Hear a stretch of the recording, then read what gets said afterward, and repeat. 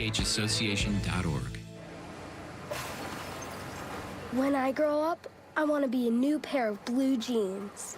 When I grow up, I want to be a kid's first computer. When I grow up, I want to be a glass countertop in a new home. When I grow up, I want to be a kid's best birthday present. When I grow up, I want to be a football stadium. When I grow up, I want to be a warm fleece on a cold day. When I grow up, I want to be a fancy backsplash. I want to be a bike that races around the country. When I grow up, I want to be a bench on a forest trail.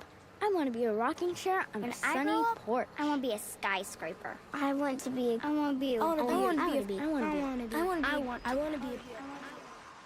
When I grow up, I don't want to be a piece of garbage. And if you recycle me, I won't be. Give your garbage another life. Recycle. Learn how at iwanttoberecycled.org. A public service advertisement brought to you by Keep America Beautiful and the Ad Council. Small businesses are the heart of America. But you don't have to go it alone. As the nation's largest nonprofit resource of expert business mentoring, SCORE has helped millions of entrepreneurs build their businesses for free. Get the connections, education, and guidance you need with SCORE. We're ready to help. Find a mentor today at score.org. If not me, then who? This ethos is driving the Travis Manion Foundation to empower veterans and families of fallen heroes to develop character in future generations. In 2007, Marine First Lieutenant Travis Manion was killed in Iraq while saving his wounded teammates. Travis's legacy lives on in the 5 words he spoke before leaving for his final deployment. If not me, then who? Guided by this mantra, veterans are continuing their service, developing strong relationships within their own community, and thriving in their post-military lives. Visit travismanion.org. Young people everywhere are making a difference. Special Olympics has changed my life so dramatically. It's helped me a lot to be fearless, in the real world. My friends I've made through Special Olympics are the best people I've ever met in my life. I truly realize that what I'm doing is for a great cause. And it's not about disabilities, but it's about celebrating their abilities. I've made a difference. Now it's your turn to make a difference. Get involved at SpecialOlympics.org. Philabundance is the region's largest hunger relief organization, serving more than 90,000 people each week. Almost a third are children. Help feed those in need at philabundance.org. WPHT, WPHT-HD, WOGL HD3 Philadelphia. From the Piazza Premium Automobile Studios, powering your drive with 10 brands and 20 locations. Always live on the free Odyssey app. It's Barry, Sable, and Friends on Talk Radio 1210 WPHT. Well, good morning. You have tuned in to the Barry Sable Show with Friends. Grateful to you for spending some of your Sunday morning with us. Yes, we are streaming live on YouTube. And a new happening, please check out our new website, BarrySableShow.com. Sitting in studio with me is Steve Pac-Man Paccaraduni. Steve, good morning. Good morning, Uncle Barry. I was really, really excited for this show today. Huh. And it wasn't, of course, I love spending time with you. Really wasn't about that. It wasn't about the launch of the new show website, BarrySableShow.com. It was because I was going to meet Professor Ridgely here. And Stanley, I feel that my IQ is going up just 10 points just by researching you. So, please just remember that you are talking to a diamond guy and an auto mechanic, so you may have to dumb down some of this stuff here. But sir, it is an honor to meet you, and I appreciate it here. And Uncle Barry, I'm thrilled to death to be here this morning. Well, let me tell you who we have with us. He's an interesting guest for the next hour. Stanley Ridgely is no stranger to this show. He has appeared numerous times and is a truly fascinating gentleman. Mr. Ridgely is a clinical full-time professor of management at Drexel University, LeBeau's College of Business. He is an author of not 1, 2, 3, but 4 books and has a brilliant power of thought. His books, Strategic Thinking, Brutal Mind, The Complete Book of Business Presentations, and newly this past week, DEI Exposed, a bestseller. Congratulations, Stanley. Good morning. Thanks a lot, Barry. I do appreciate it. It's good to be here with you and with the Pac-Man. and talking about these important issues. I appreciate the opportunity to speak with the audience, a very erudite audience. Yes. And I've always enjoyed my time here with you and your co-host, and let's have fun. Okay? Yes, absolutely. I want to play for you a clip, Stanley, from a Fairfax teacher who was addressing the board of school, education board of school, and get your response to the to how it relates to your books and teachings. Guys, minute, yes, thank you. There you go. Go ahead, Kurt. We could play it. Go ahead. I'm a Fairfax County public school teacher, and I'm going to give a message of encouragement to parents and teachers and students who are too afraid to come and speak forward. Parents, the longer that you wait and you don't hold your child's schools accountable gives these guys more time to dictate what's best for your child's physical, mental, and emotional health. Don't be afraid to speak out for your kids because they are voiceless and they rely on you. You should be afraid of them rooting for socialism by the time they get to middle school. Teachers, it may seem that our careers have come to a dead end, but I'm here to remind you we don't work for the school board. We work to mold the next generation of well-rounded American patriots. So don't give up because it is up to us. Students, you are on the front lines of these indoctrination camps. Challenge the staff when you're presented with a ludicrous statement, and do not allow anybody to tell you that you cannot accomplish anything because of your skin color or to hate yourself because of your skin color. Students, it is up to you to be the next generation of victims or victors. And finally, to the board. Stanley, Steve, I'm going into the hallway to putt. Steve, this man is all yours. Stanley, first and foremost, what this teacher has said to this board is exactly what we're living in every community across the country here, especially here in New Jersey, and we're experiencing that firsthand in where I live in Washington Township. What are your thoughts on what she just said? I tell you what, Pac-Man, I wish we could have 10,000 more like her, maybe 100,000 more like her, distributed in the public school system to correct the problems that are endemic to our education system. She is phenomenal. And I wish that I could speak that well under pressure in front of a bunch of louts who are apparently her school board. Amen to what she said. I wholeheartedly endorse it, and it does track well with what I state in DEI Exposed. I should say that if to activate what this young woman said, the Department of Justice has a new portal, and it's called End DEI. And you can go to the Department of Justice website, and you can click on that and report anyone who is in violation of U.S. civil rights laws. Wherever you find DEI raising its ugly head to abuse students, to abuse faculty, to abuse staff, you can report on it. And believe me, this DOJ is not playing around. They will investigate, and they will bring the hammer down and pull federal funding where it's mandated. That's a great answer to that question.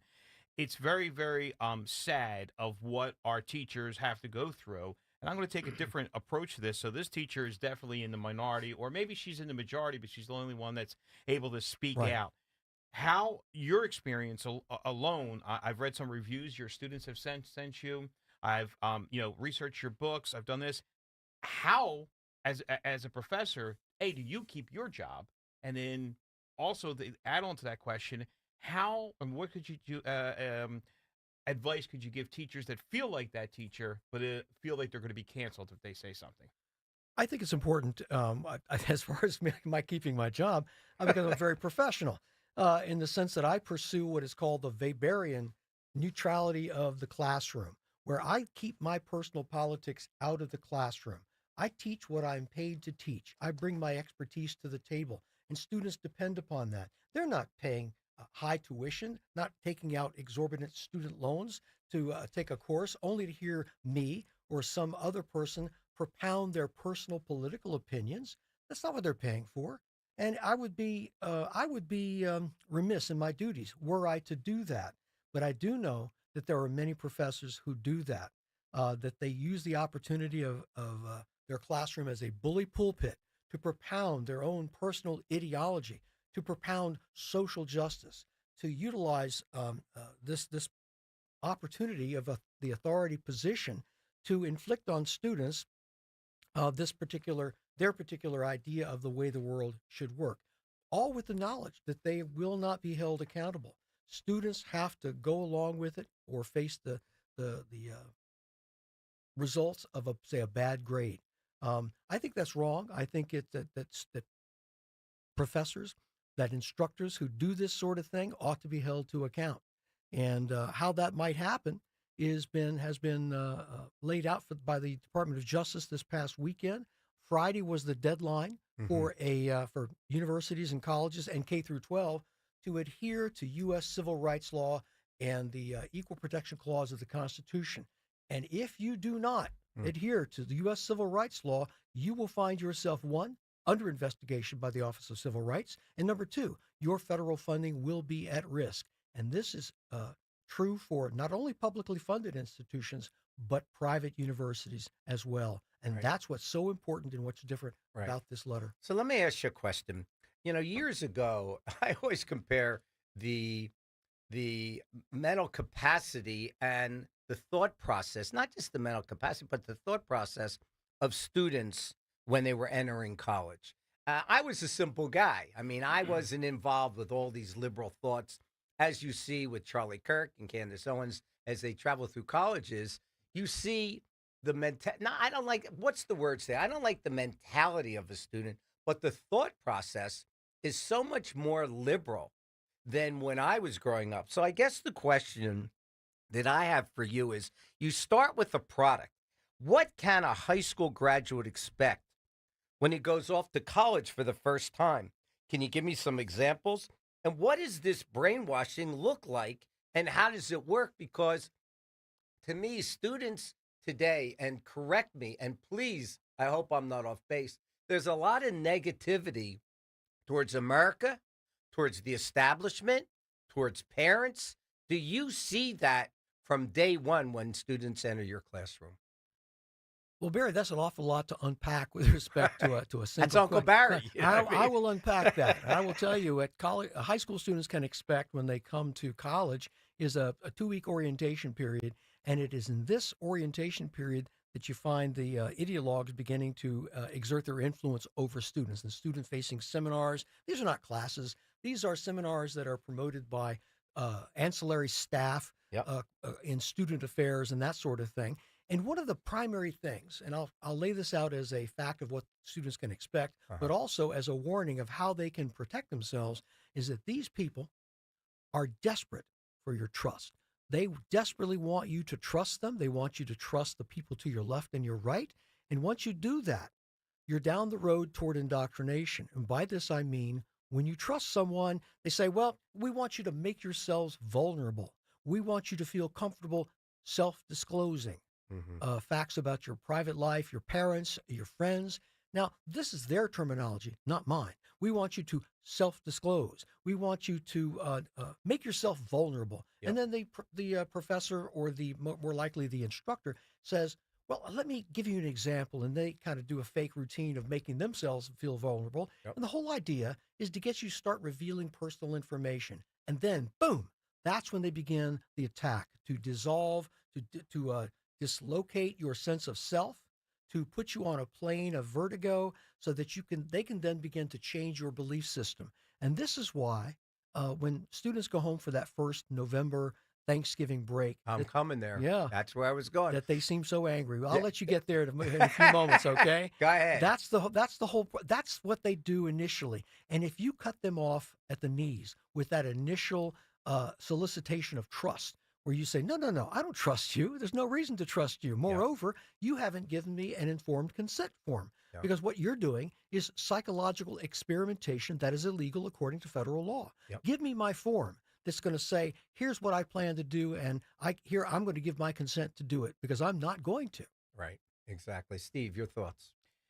So my thoughts on what's happening in our schools and what's happening even at the high school level here, and how we can stop it and how the parents can fight back. Because as a parent, I did have to fight back about some of the stuff that my son was being taught in school.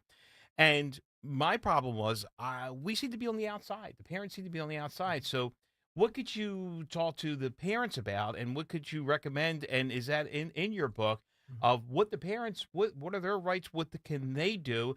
Just listening to that teacher talk to that school board is actually scary. Are you talking about pre-college or once they're in college or both? I'm talking about both, but it seemed to start really happening more. I actually have to say it at the maybe in 8th grade and then going into high school. Well, I'll address the university and college level. There is a concerted campaign of student affairs and the administration to divorce students from their parents and the belief system that they've been brought up with, the traditional belief system, whether that be a religious belief system, religious training, moral training, philosophical training, secular training that is traditional in nature and encompasses a certain group of traditional American values. And the university wants to separate students from their parents. In fact, students are told, oh, you don't want to talk with your parents over the next couple of weeks. You want to socialize yourself into the university community. Well, this is not benign. This is an effort to get them to separate themselves voluntarily so they can't get any type of inquisitorial questions as to what you guys are doing to me. The parents, of course, would say, hey, what's going on here? Now, my advice to parents is to stay involved as much as possible. Ignore that kind of well-meant advice to stay out of the lives of your kids. They being the student affairs people, even have names for parents who are too involved in their students' education. They call them helicopter parents. Wow. They view them as toxic. I say all this in my second book, Brutal Minds. I characterize the perspective of universities and colleges toward parents. It's very hostile. Yep. Now, I don't care whether your university has a parents portal set up where you can supposedly go to the university website and look at the parents portal. All that does is tell you basically when it's time to pay your tuition. Yep. And when classes start and when they end. But you're not going to find any of the toxic nonsense that is propounded on the university campuses in that parents portal. It's basically a fraud. There you go. Listen, parents, are you listening? We brought a pro in here to tell you what is going to happen before it happens when you send your kids to college. It's necessary for you to be involved. Stanley Ridgely, don't go anywhere. We are up against the break. You are listening to the Barry Sable Show with Friends. Talk Radio 1210 WPHT. We will see you on the other side. Gain a global perspective and specialized skills that many of today's top employers are seeking with an MBA from University of Maryland Global Campus. Study online and complete your degree in just 16 months for about $21K. Choose from MBA specializations in global business, marketing, HR, finance, and more. Classes start March 12th. Learn more at umgc.edu. Certified to operate in Virginia by Chev. Attention small business owners needing financing. Swish Funding is providing funds for expansion, inventory, increased overhead, even slow cash flow to small businesses all over America with affordable funding as soon as one business day. And we're ready to help with funding from $10,000 to $2 million. If you've been in business for 1 year or more with a monthly income of at least $25,000, you can get the affordable funding you need with no collateral. Go to swishfunding.com today. That's swishfunding.com. For a complete list of Talk Radio 1210 WPHT's contest rules, go to 1210WPHT.com/rules. We all hear the radio ads about the IRS. They tell you to be afraid, to be scared, and they try to frighten you into calling. I'm not here to do that. Tax Relief Advocates is different. TRA is here to tell you that if you owe money to the IRS, whether it's $5,000, $50,000, or $500,000, we have a solution. It doesn't matter if you're sitting in your car, at work, or with your kids. No matter where you are, call now. 800-575-6986. Don't lose hope. TRA can eliminate or reduce what you owe to the IRS. Generous programs are now available that can give you a fresh start. Our passion is taxes and helping individuals fix their IRS problems. We have over 1,000 5-star reviews on Google and an A+ with the Better Business Bureau. You don't need to be afraid of the IRS any longer. End your tax nightmare today by visiting us online at TRA.com or call 800-575-6986. That's 800-575-6986. Tax Relief Advocates. Real solutions for real people. When you need to know, depend on KYW News Radio 103.9 FM. Contract talks heat up with the faculty union at the Community College of Philadelphia. Neighbors stand by the gym of Joe Frazier and preserving its legacy. And Read Across America Week kicks off, and a town in South Jersey celebrates with animals. Get the latest anytime on KYW News Radio. Now on Crystal Clear 103.9 FM. You've never needed us more. Just hearing the word IRS can make people break out in a cold sweat. No one wants to deal with the IRS, and now you don't have to. The good news is Legal Tax Defense has been successfully negotiating with the IRS for more than 15 years. It doesn't matter how much you owe, whether it's $5,000 or $5 million. You deserve the best in the business on your side, and that is Legal Tax Defense. Even if you're working with someone else and just want a second opinion, there is no cost or obligation to call. They can prevent levies, liens, wage garnishments, even file back tax returns. And the best news about Legal Tax Defense is they won't take your case unless they know they will reduce or eliminate your tax debt. Call Legal Tax Defense right now for a free no-risk consultation. 800-253-6259. 800-253-6259. You have nothing to lose but everything to gain. 800-253-6259. Winter is here. Make sure you're prepared for whatever it throws your way. From snowstorms to icy roads, get the latest on winter weather from your local news team on the Odyssey app. Stay informed with push alerts on conditions and the best local coverage to keep you safe. Don't let nasty weather catch you unprepared this season. To get started, download the free Odyssey app and follow your local news station. That's AUDACY. Free speech lives here with Rich Zioli weekday afternoons 3 till 7 on Odyssey's #1 talk station, 1210 WPHT. Yes, indeedy, we are back. You are listening to the Barry Sable Show with friends. Talk radio, as you know, 1210. In studio with me, a special guest, a special friend, Stanley Ridgely, a professor at Drexel. He knows what's going on because he's there every day. Steve, why don't you lead out? You know, we talked on the last segment real quick about parents getting involved and all, and my personal experience was that we looked for schools that didn't do the indoctrination. Our son wound up picking HPU, and he actually was a big part of that process.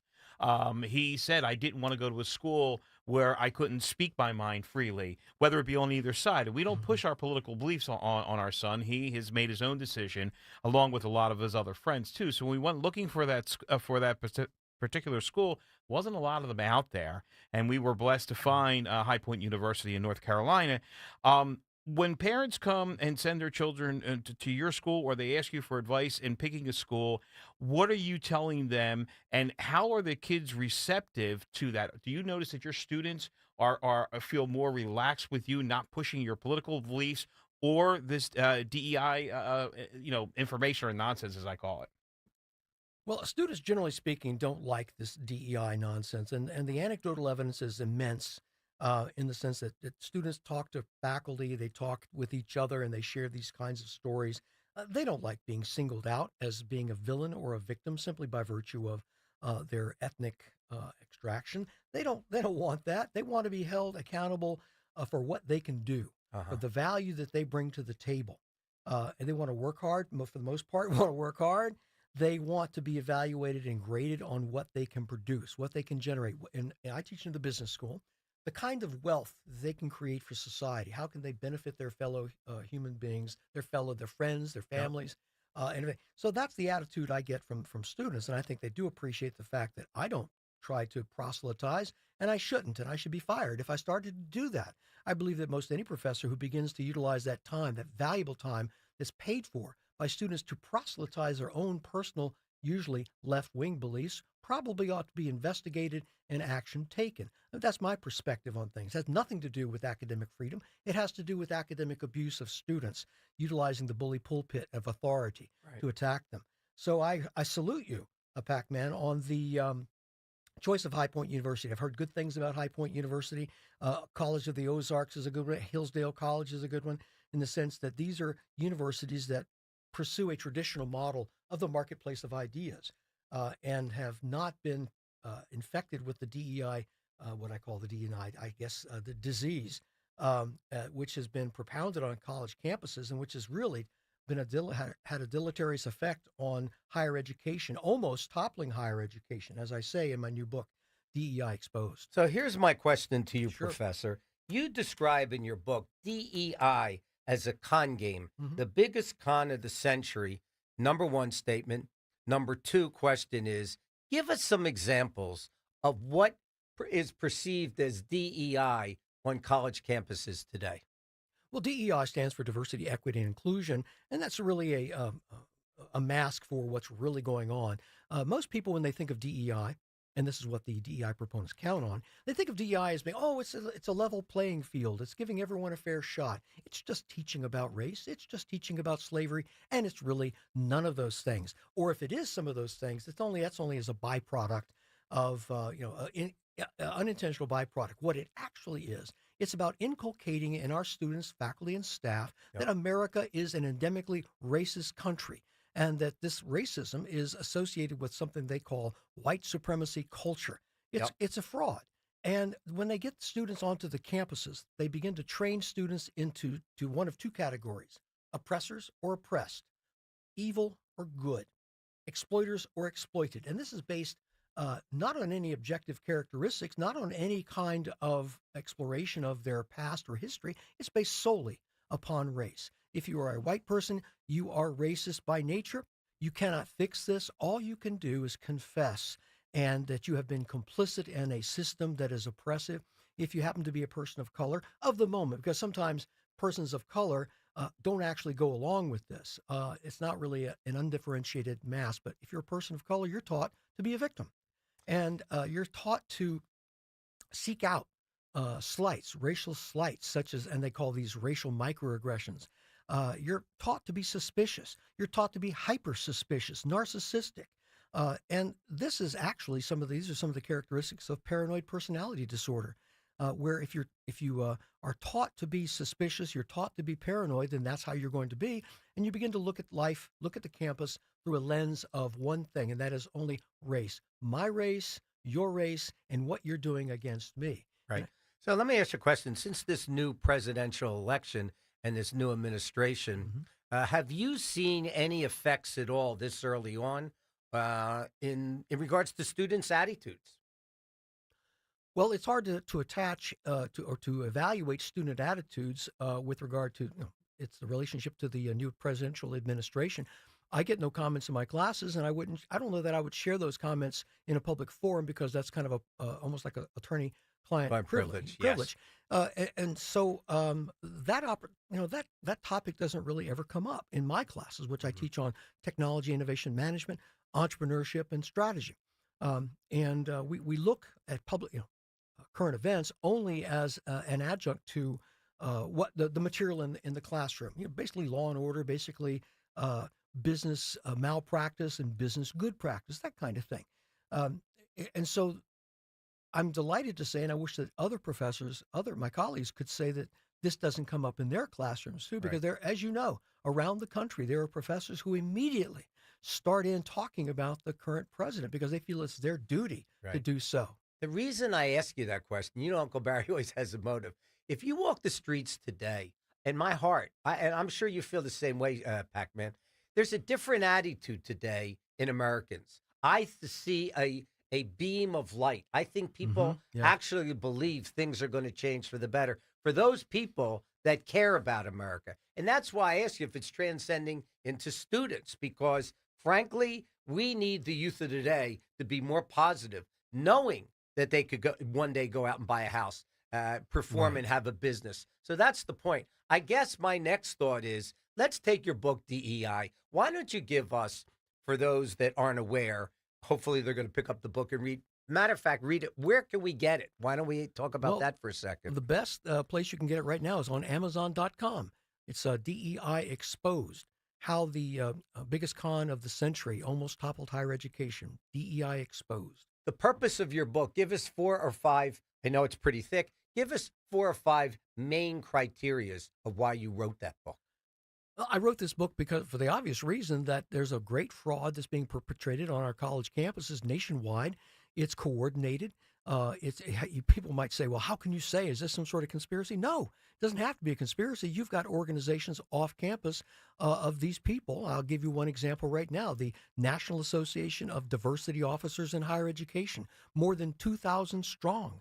And these are folks who meet, they have conferences, they produce books and articles, and they coordinate their strategy on how they're going to undermine higher education. Now, they don't, of course, say we're undermining higher education. They say we're transforming higher education. And these are well-paid folks. They've managed to establish a foothold on the campuses with these lavish bureaucracies that are well-paid. I'll give you an example of one well-paid person, Tabia Shavu at the University of Michigan, $417,000 a year for presiding over the DEI hierarchy. University of Virginia, the top two DEI honchos, or mandarins as I call them, they make more than $500,000 apiece to preside over the DEI activities at the University of Virginia. So these folks are well-heeled, they're well-paid, and they are entrenched, and they're not going anywhere without a fight. I know you want to ask about brainwashing, but before I do, go ahead, Steve. I know something's on your mind. So, what you're saying there, you kind of answered my question with the biggest con and who is at the head of this con or the top of the the pyramid scheme here, and you've already explained that, but just to dumb it down a little bit for the guys that are shelling out that dollar for our kids to go to college, are our tax dollars going to pay these people? Good question, Steve. I like that. Yes, they are. Yes, they are, both federal dollars and state dollars. If in the case of state-supported institutions. In the case of private schools, it's mainly tuition dollars. So parents are paying one way or the other. It's someone else is paying. It's taxpayers or parents or both paying for this incredible monstrosity that really creates no value for the university.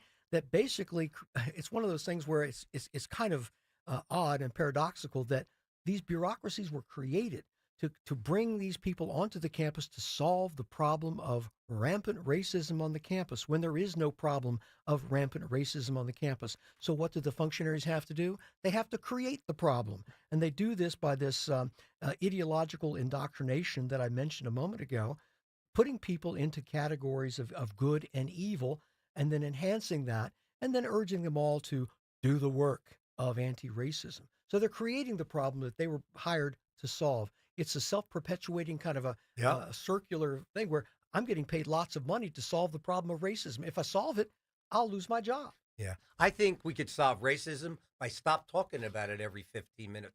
Listen, guys, why don't we take a break? You are listening to the Barry Sable Show with friends. Sitting in studio with me, Stanley Ridgely, professor, and always Steve Packman. We will see you on the other side of the break. We all hear the radio ads about the IRS. They tell you to be afraid, to be scared, and they try to frighten you into calling. I'm not here to do that. Tax Relief Advocates is different. TRA is here to tell you that if you owe money to the IRS, whether it's $5,000, $50,000, or $500,000, we have a solution. It doesn't matter if you're sitting in your car, at work, or with your kids. No matter where you are, call now. 800-575-6481. Don't lose hope. TRA can eliminate or reduce what you owe to the IRS. Generous programs are now available that can give you a fresh start. Our passion is taxes and helping individuals fix their IRS problems. We have over 1,000 5-star reviews on Google and an A+ with the Better Business Bureau. You don't need to be afraid of the IRS any longer. End your tax nightmare today by visiting us online at TRA.com or call 800-575-6481. That's 800-575-6481. Tax Relief Advocates. Real solutions for real people.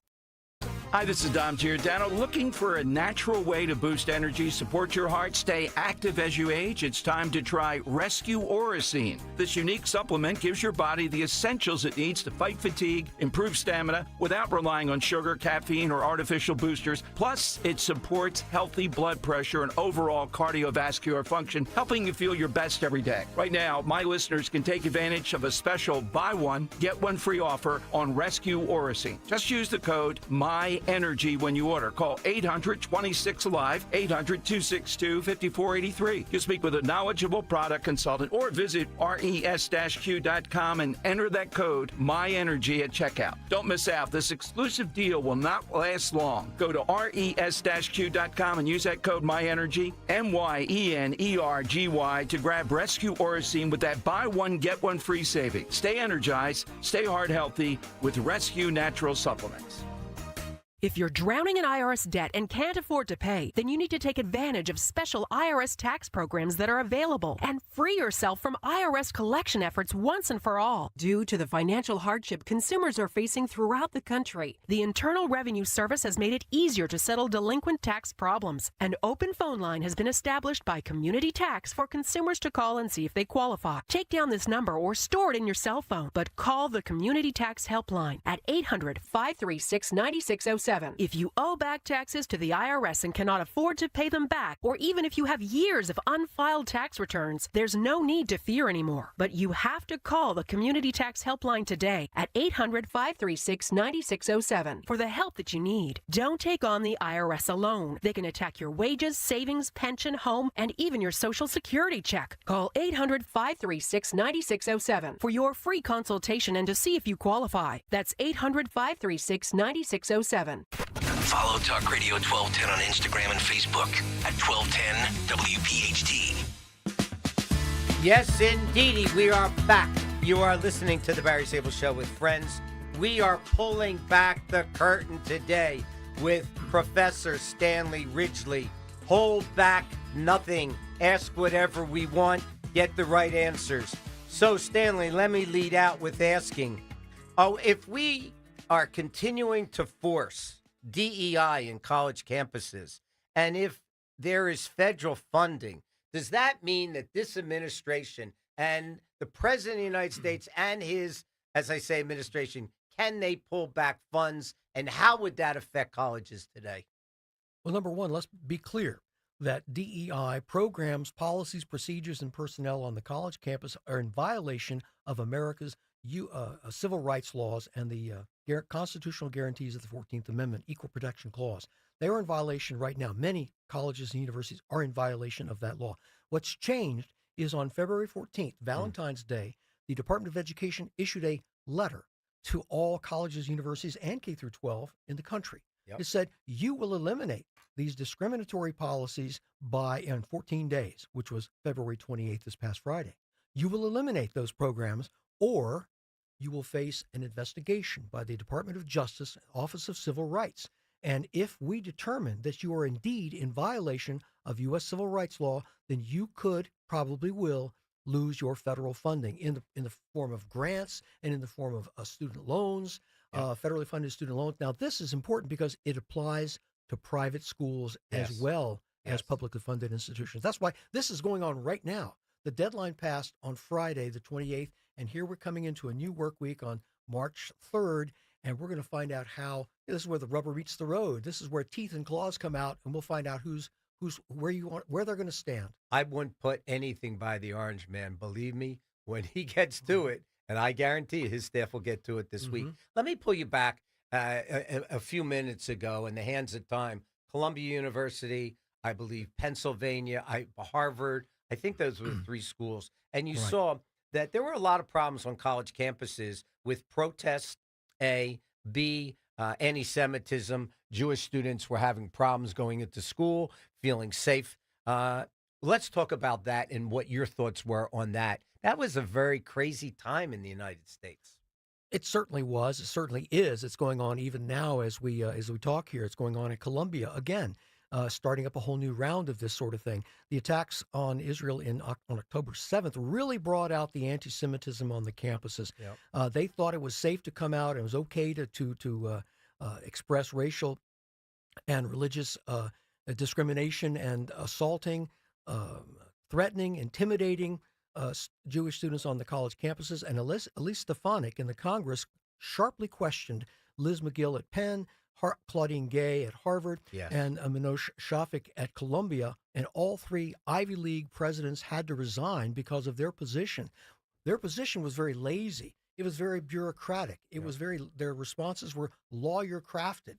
And people saw with their own eyes the rambling, tepid non-responses of these college presidents, whom probably have found that acceptable over the previous 5 to 10 years, but no longer.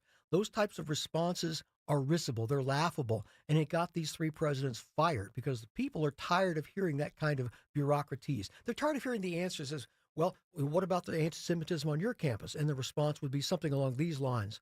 Well, we have a process whereby to look at this issue and investigate it, and that process is in play right now. That's the kind of non-response response that I'm talking about. But, before I unleash Steve on you, and we are on the attack this morning, I want to ask you, what bothers me is freedom of speech. Obviously, we all believe in freedom of speech.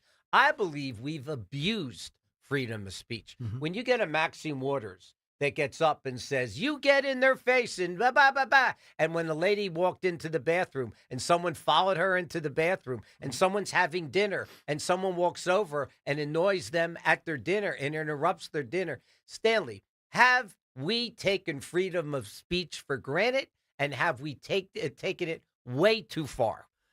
I think that freedom of speech, of course, people tend to forget that freedom of speech is guaranteed to all of us, free from government interference. That doesn't mean that in the private sphere that we can seek out protections from what other people say. But what it does mean is that if you're going to say these types of things, then you must be willing to accept the consequences of that. Yep. And if you want to harass someone at dinner because Maxine Waters says you can, well, then when the police are called because you're creating a disturbance in the restaurant, don't be surprised when that happens to you. Yep. And I think that people like Maxine Waters are a disgrace to this country, who go out there, utilize their position, utilize their bully pulpit to mobilize the citizenry to act in quasi-legal, sometimes illegal manner to harass our elected officials, that she needs to be held to account. And I think that we're entering a period where that's going to happen. Well, before I have Steve address you, because I know he has a few questions, it's no different than the Supreme Court justices. People were outside of their Correct. homes. I mean, what kind of nonsense is this? And that last administration didn't quell that and put that to a stop. That was nonsense. Go ahead, Steve. Uncle Barry, thank you very much. First Of off, course. and it's like, Always. we need about another 3-4 hours to go through this. But Yes. just to drag it back into your book, because I'm living this right now with a college age student. Mm-hmm. You talk about the gurus of grift, and actually that's chapter 10 here, and you actually say peanut grifters to big con artists. Who are these people? How much money is involved? Because as a parent paying tuition, my wife Gina and I are interested in this. Where's our money going? Well, the money is in play is fabulous. It's $9 billion a year in the DEI industry alone. At the University of Michigan, they, being the university, spent since 2016 $250 million alone on their DEI program. Wow. They have over 200 people, bureaucrats, who are administering this program of DEI with no value perceived. To be a DEI officer, you don't have to have any skills. You don't have to know anything. You simply have to be willing to oppress others, abuse students. That's all. When I say gurus of grift, I'm talking about the idea mavens of the movement. People like Ibram Kendi, Ta-Nehisi Coates, Ijeoma Uloa, Michael Eric Dyson. These are names probably not familiar. Some are familiar. But these are the people who have crafted the ideas, and they're these are hollow ideas, bereft of any type of intellection that we could, possibly ascertain. I have an entire chapter on these people, and I dismantle their principles, their arguments. But we have to understand that this is the creme de la creme. These are the people at the very apex. Yep. And I call the chapter is called, the subtitle is Peanut Grifters to Big Con Artists. What is a peanut grifter? That's the terminology that the con artist community uses for people who are running a small con. That's something like Barry Sable decides he's going to hang out his shingle and he's going to say, hey, I'll be a consultant in DEI. I have not any kind of education for that. I simply have 30 years doing the work of diversity, and I can come onto your campus. Wait a second. My mom told me growing up I could do anything I want and be anything I want. Well, you can certainly do this, Barry. I could do it. You could do it. Most anyone can do it, and I think the proof is in the pudding that anyone is doing it. Steve, before you go forward, I have to tell you a funny story. I'm sitting here listening to you guys. So Stanley was on our show for the first time, and he said to me before he came on, I'm going to send you my book. Why don't you read it? and we'll be able to talk about it. So my mom would have loved this guy because my mom always wanted me to be, as I always say on the show, a voracious reader. And to me, I was about stickball and wiffle ball and box ball and wall ball and all those balls. So I get a package in the mail and I say, God, this is the book. But it came in a package so big. I open it up. There was 10 books in that package. My mom would have loved you. Made me read Stanley Ridgely. Go ahead, Steve. Well, I'm in the same boat with you. I have the attention span of a flea, so the books are there. Going back to $9 billion industry. Okay, in your opinion, or actually in any fact, are the kids that are being exposed to this DEI? Are we getting our money's worth? Are they coming out, I don't know, smarter, are better skills? Are they a better member of society? Are they going to put more prosperity into our society? Or is it just a big scam? Before you answer that, what responsibility do parents have? Because I have to tell you the truth, Stanley. I listen to do a show like this. You've got to be everywhere on the Fox News and on whether it be CNN or Google or Facebook. And I watch people like Charlie Kirk in the field talking to college students. And I'm amazed at the thoughts that these college students have. I have to believe that you can't just send your kid to college and expect college professors to straighten these kids out. These kids come in and they're nicked and banged up. I'm sorry. I'm sure you have to feel that as well. Well, surely I think that to expect or entrust your student to well-meaning professors and certainly a well-meaning bureaucracy would be foolhardy. I agree. Foolish. Yep. I don't know anyone who would. Well, actually, I do know some people who would do that because they believe that college hasn't changed since they were back in college. That this is a well-meaning, benign, anodyne environment, marketplace of ideas, that kind Really, of thing. we didn't have any of this when I was growing up. None of this existed, boys.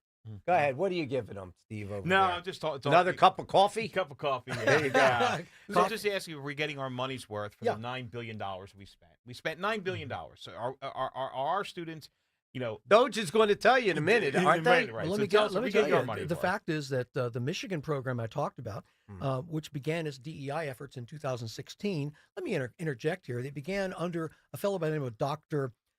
Robert Sellers, who was the first provost or whatever they call their top DEI panjandrum.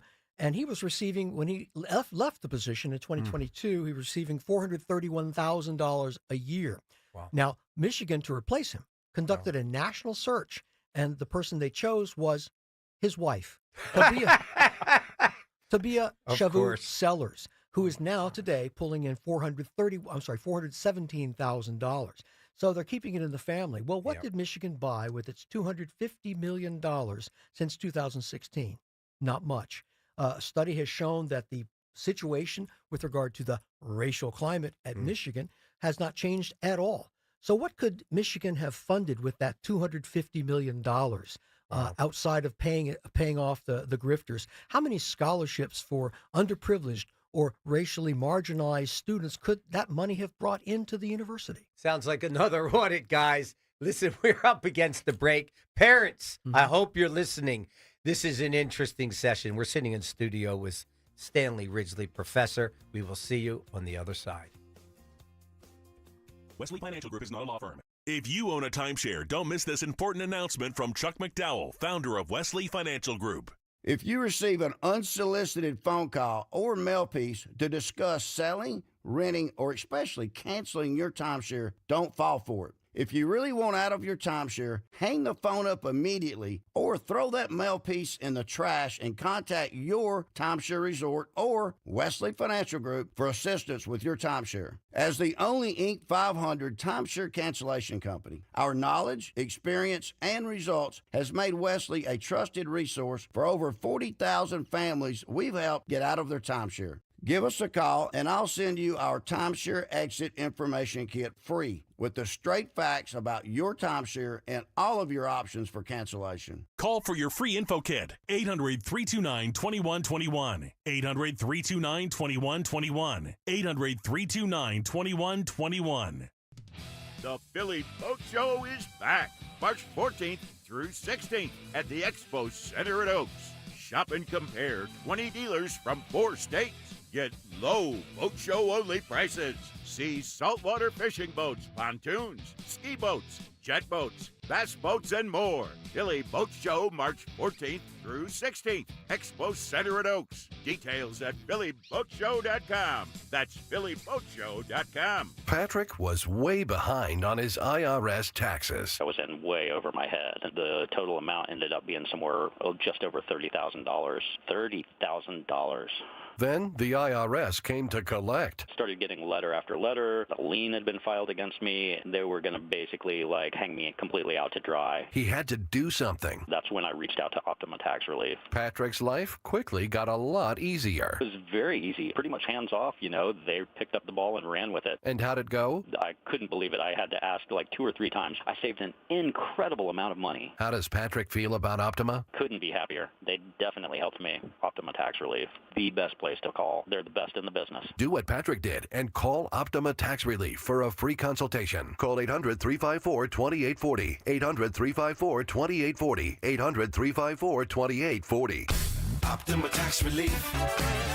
Testimonial from an actual client. Some restrictions apply. For complete dentals, please visit OptimaTaxRelief.com. Hi, this is Dom Giordano. Let's face it, most people fear the dentist. It's a real thing. It's called dentophobia. But my friend and dentist, Dr. Robert Bentz, understands this. I've seen over the years how he's helped even the most fearful patients overcome their anxiety and show them a comfortable, positive dental experience. Give Dr. Bentz a call, 610-272-6949. Take care of that dental work that you've been putting off and finally get that smile that you've always wanted. 610-272-6949. BentzDentalGroup.com. Calling Unlimited Town. Hello there. To follow 1210 WPHT on the free Odyssey app. Download it now. Yes, indeedy, we are back. We are sitting with Stanley Ridgely, who I love having here. You have given me incentive at 74 years old to go have and make some children. I'm ready to send those kids to school based on what you're telling me. And Steve Pac-Man, the questions you're asking. Go ahead, Steve. I know you're loaded today. Go ahead. All right. So Stanley, you've exposed DEI in this book. There's no pictures in this book, so it'll be very hard for me also, too. But you give us a lot of information. Yes. And so you've exposed them. And you also say, too, though, that they're already onto this. So these grifters and con men or con artists are already onto this. They're changing the name, just like they changed global warming to climate change. You say they're changing into inclusive excellence. Please elaborate on that. Yeah, we found that they've had to morph the DEI logo and DEI, diversity is our strength, into something else that is less toxic, and to try to again to continue the con game, to continue to draw money from suckers and the suckers and the marks on the college campus to keep their livelihood, going, keep the flow of dollars there. And I think that the Dear Colleague letter that President Trump's education department sent out on February 14th and came due on February 28th says, no. You can't simply rename the DEI office, give it another name like Inclusive Excellence so that you can continue doing the work that that abuses students, abuses faculty, and violates civil rights laws. You can't do that. And we're gonna take a good close look at that. Yeah, looking for another detour. Let me ask you a question. I looked at your introduction for this book, this DEI, and I want our listeners to listen to the topics of the chapters. The DEI con story, wow. White supremacy culture, training people in mental illness, hate crime hoax 235, the new DEI commissioners 261. Yo, Steve, listen, we have a lot of things we need to go over. We need another hour rather than 5 minutes. Right. Yeah. This is actually a 3-hour breakdown of this book alone. This book alone, Professor. I mean, it really is amazing of how much information you've put into these pages here, and it affects us. It affects our next generation, the parents out there now. Kids in grade school, high school, going to college. It's important that they read this book and find out if their university is accepting the DEI policies, or got to be careful too that they're disguising them under a different name. So please go to Amazon and please purchase Stanley's book here, DEI Exposed, and educate yourself. For I don't know how much this costs, but I can't imagine it's a ton of money. It would probably save you $1 bazillion in the end run, and actually save our country. So we have kids that can free think and don't worry about being, subject to this. Yep. It's just wrong to put somebody, at a bad spot. Stanley, we have roughly another 4 minutes or so to go. Let me give you the mic, and why don't you express your thoughts? Well, thank you, Barry. And by the way, Pac-Man, I couldn't have expressed it better myself. And I will say that DEI Exposed is important because why we know that the president and the Department of Education is finally bringing our universities and colleges to account, to obey U.S. civil rights laws, which many of them have been violating for the last half decade, even a full decade. I think it's important to understand why DEI is a fraud, why it's a con, and I explain in detail why DEI should be rejected in all its forms. And it's not, I do this utilizing their own words, their own arguments.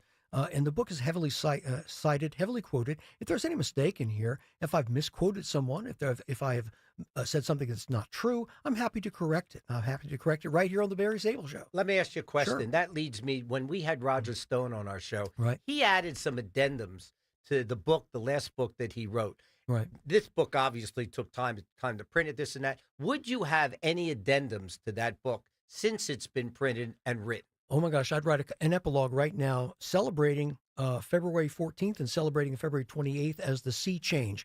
This is whenever the Department of Justice, Department of Education, Office of Civil Rights is saying you must comply with U.S. civil rights law or you will face defunding. And there's a way that you and I and anyone else, students, faculty, and staff, can reach out directly to the Department of Education. You can go to civilrights.justice.gov. That's civilrights.justice.gov. And there you'll find a form to report civil rights violations. And this means that if a university or college is still propounding DEI, when personnel, policies, procedures, and programs, report them as a violation of U.S. civil rights law. Steve, we have a few minutes left. I know that you've got a bundle of notes. Go ahead. Something that I always say, too, you put it right out here. Diversity for thee, but not for me. So if you can elaborate on that, and I think our thoughts are exactly the same on that. Yeah, I think that has to do with the refusal by DEI offices to protect Jewish students against the pro-Hamas demonstrators who were assaulting, who were threatening, who were intimidating, who were blocking off parts of campuses. And they refused. They, being the DEI people, refused because of their inherent anti-Semitism and the anti-Semitism that is ingrained deeply into the DEI agenda. They basically they being DEI people, view that Jewish students can't be oppressed because they are part of a white majority. And this is factually incorrect, but it's also illustrates the bankruptcy of DEI and why it must be opposed. Yep, there you go. One last shot, Steve. Go ahead. One last That's shot. all you've got. I got one. DEI doesn't apply to everything. It's amazing, though. Do they ask when they need emergency surgery? Do they ask if the doctor subscribes to this? Was he included in these programs? They want the best of the best. How come we can't? Why do they never say merit when it talks to DEI? 30 seconds to wrap up, Professor. Well, I think you brought up a very important point. No one wants to drive over a bridge designed by an engineer who received extra points for just trying hard in his class. No one wants that. No one wants to fly with an airline pilot who received that kind of dispensation. And so I think that whenever DEI begins to affect us in our daily lives, in life and death situations, then we can begin to take notice. We're seeing it, boys. All of a sudden, it looks like planes are not landing appropriately.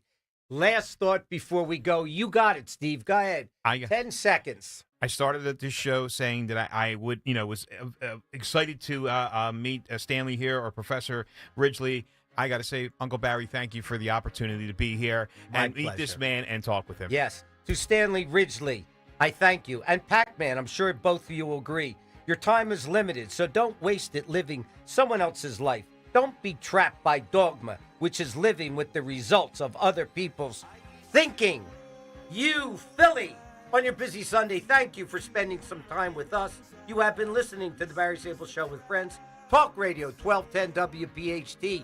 DEI Exposed. Go out and buy it. Have a great week, a healthy week, a safe week, and we will see you next weekend. Thanks. for always being there for me.